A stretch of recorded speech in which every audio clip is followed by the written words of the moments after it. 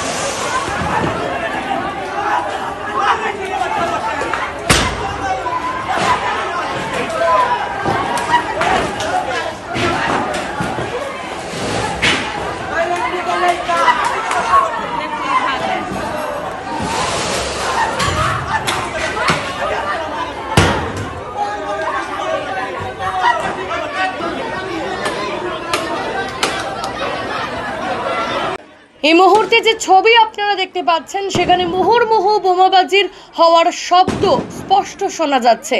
অর্জুন সিং এর অভিযোগ, এদিন সকালবেলা কয়েকজন দুষ্কৃতী বাইকে করে এসে অর্জুন সিং এর বাড়ির সামনে বোমাবাজি করতে শুরু করে।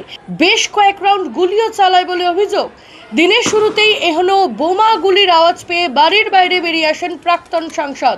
সেই সময় বোমার স্প্রিন্টার ছিটকে এসে অর্জুন সিং এর পায়ে লাগে।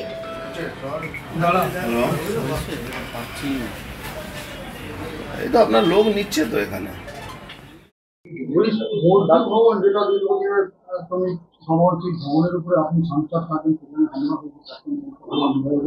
মজদুর ভবনের উপরেই অ্যাটাক হয়েছে। নিচে আপনি দেখবেন ইট পাথর গুলি সবই চলছে। তারপরে আমি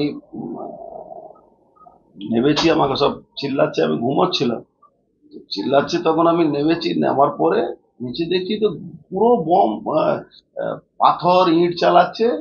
আর পুলিশ পিছনে, ওদের পিছনে পুলিশ দাঁড়িয়ে আছে, এদিকে আমাদের সিকিউরিটি না, পুলিশের সামনে। আপনি কি আহত? আমার পায়ে বমের স্পিলটা লেগেছে। তখন বোম চলছিল, আপনি যখন 20-25টা বোম চলেছে, 15-20টা গুলিও চলেছে।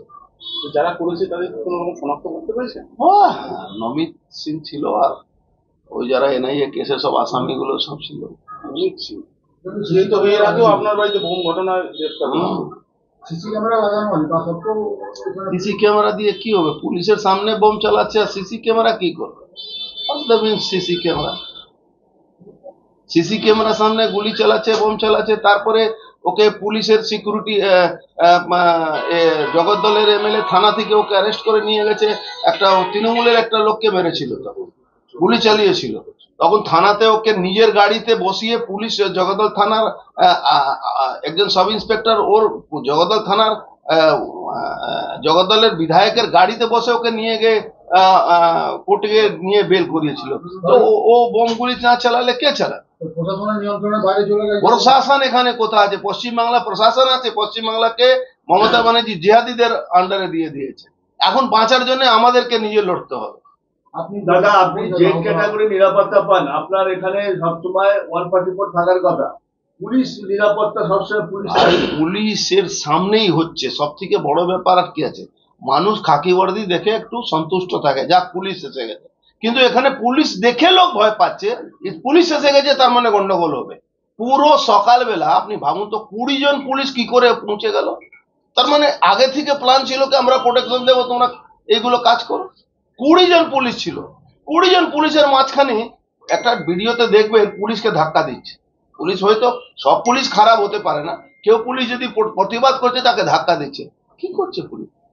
এই নমিত সিংকে জগদ্দল বিধায়ক থানার সামনে থেকে গাড়ি, নিজের গাড়িতে বসিয়ে, আর লজ্জা লাগে থানার এই পুলিশ কমিশনারেটকে প্রাইভেট গাড়িতে বসিয়ে ওকে কোর্টে পাঠিয়েছিল? লজ্জা লাগে পুলিশের? দলকে জানাবেন এই বিষয়ে যে আপনি দলকে জানিয়ে দেওয়া হয়েছে। দল আর কি হবে, এখন নিজে বাঁচার জন্য আমাদের নিজে লড়তে হবে।